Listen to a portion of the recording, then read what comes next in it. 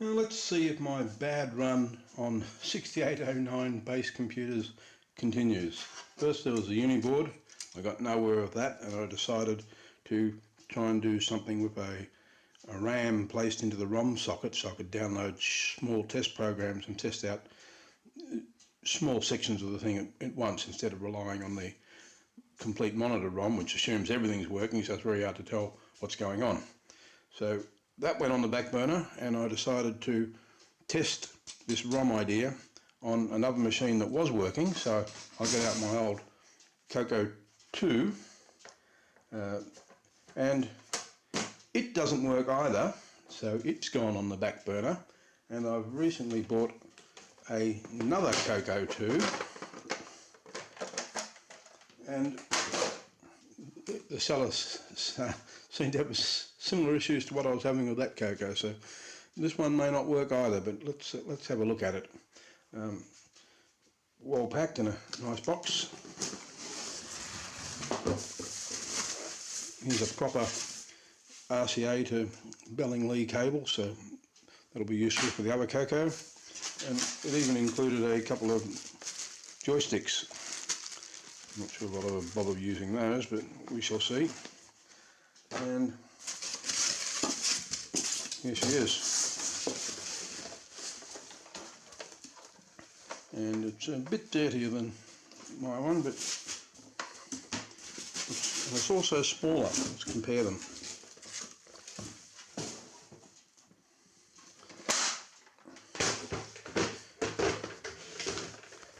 Clearly shorter. So it'll be interesting to see what the board in there looks like. Now, this one had, I think this is called the melted keypad, and it's reasonably good. Apparently the CoCo 1 had a pretty crappy keyboard, but this one seems to have progressed even a bit further. It looks like a proper keyboard. So before powering it on, we'll just have a quick squiz inside and see how she looks. Now, turning it over, there's a recess there. I'm not sure what that's about. And I believe there's supposed to be a void if removed sticker somewhere, which not there. So maybe it never had one, or maybe someone's already opened this thing up. So I'll take out all the screws I can find that seem to hold it together.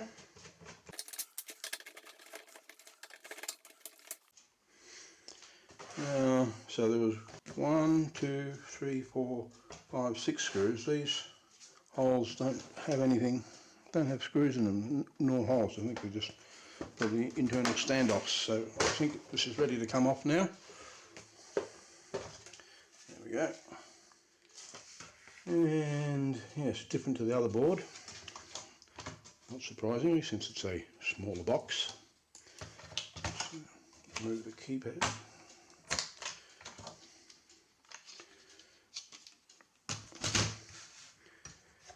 Yeah, much smaller board. Where's all the RAM? Is it under there? It looks like a plug-in.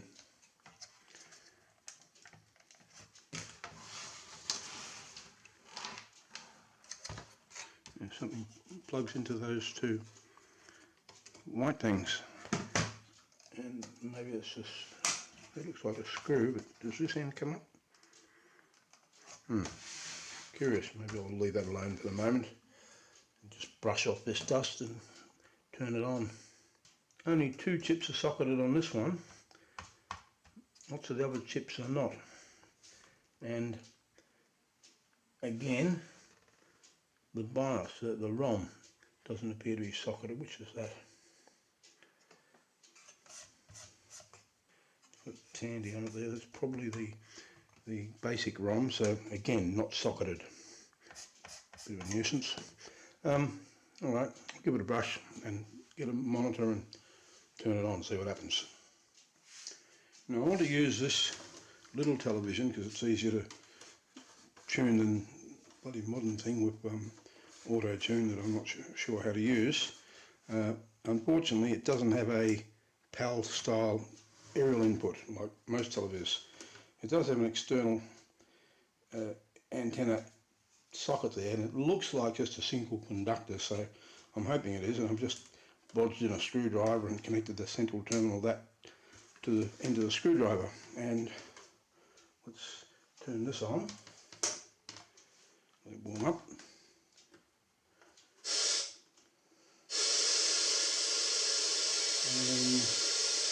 Okay, I think that's it. Power on.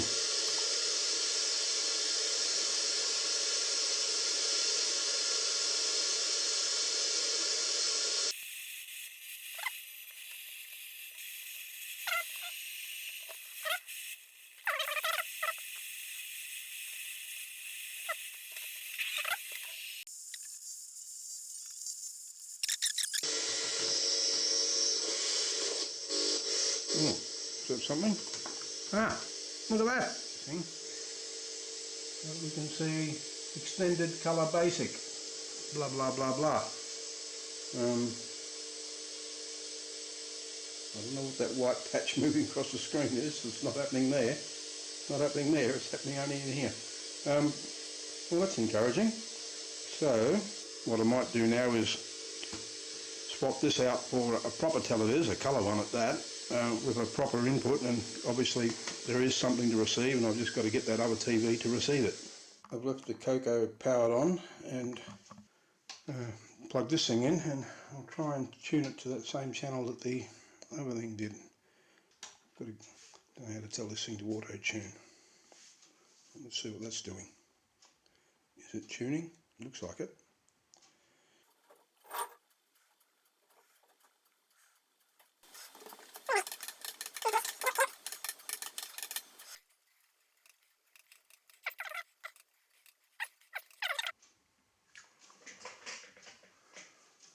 Down to low frequencies now. It found it. Alright, I give in. I'm going to read the bloody manual.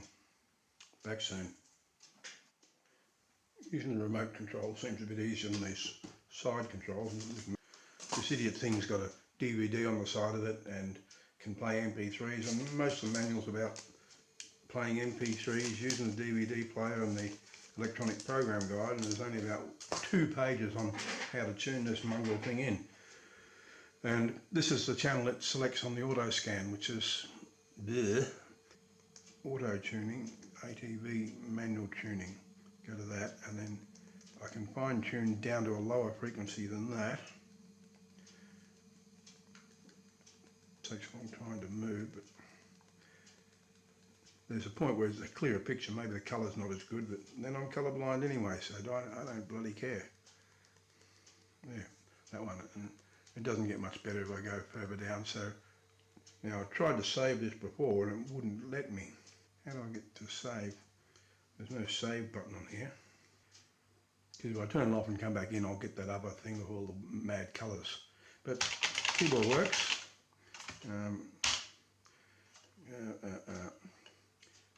Print.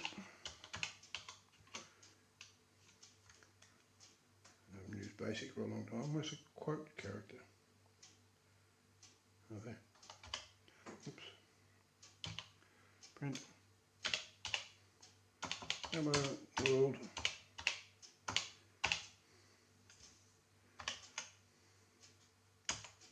Hello world. Yeah, okay. That seems to work. So now I've got at least one CoCo that does function. I'll do some more mucking around with TV later. Let's have another look inside the CoCo. There's another couple of 40-pin chips underneath there. This is indeed the RAM. The RAM chips are sitting up on the bottom of it. There's a couple of 40-pin chips, but again not socketed. Not sure. I haven't looked around to see where the processor is. And the schematic I have, it seemed to apply to the other CoCo, and this one's radically different, so I'm going to have to try and find another schematic that seems to match this one. Got a part number at least to look for. But a working CoCo, that's a start. So for my ROM reprogramming exercise, at least I can put a socket in there and play with that. Hopefully without wrecking anything. Alright, that'll do for now, I suppose.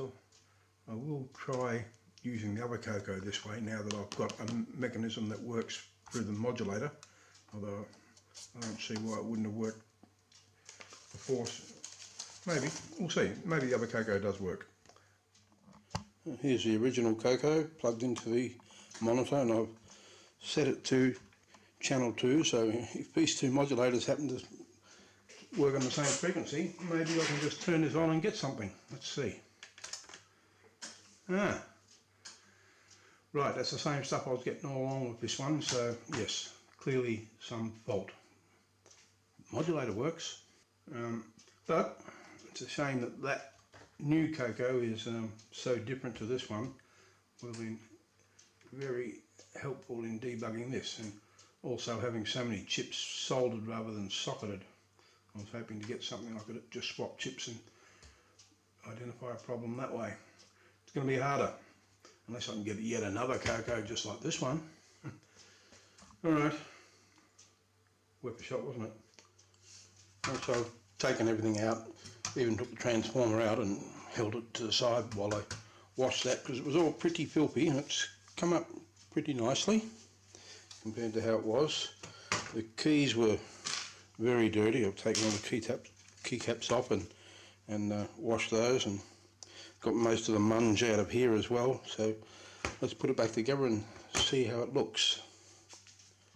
Right, keyboard's back in place along with its key tops, and now for the lid. Yeah, that's pretty nice looking, isn't it? Does it still work? We'll try that. So there it is, retuned. I have to manually retune it each time because it tries to go to a slightly different frequency where there's all these crazy colours. Now this has probably got no colour, but at least it's not horrible to look at. 10. Print. Hello World. Helco. Yeah. Left arrow doesn't backspace. I mean, it backspaces, it doesn't just do left arrow. This isn't a proper full editor, that's why. Okay, 20, go to 10, and run.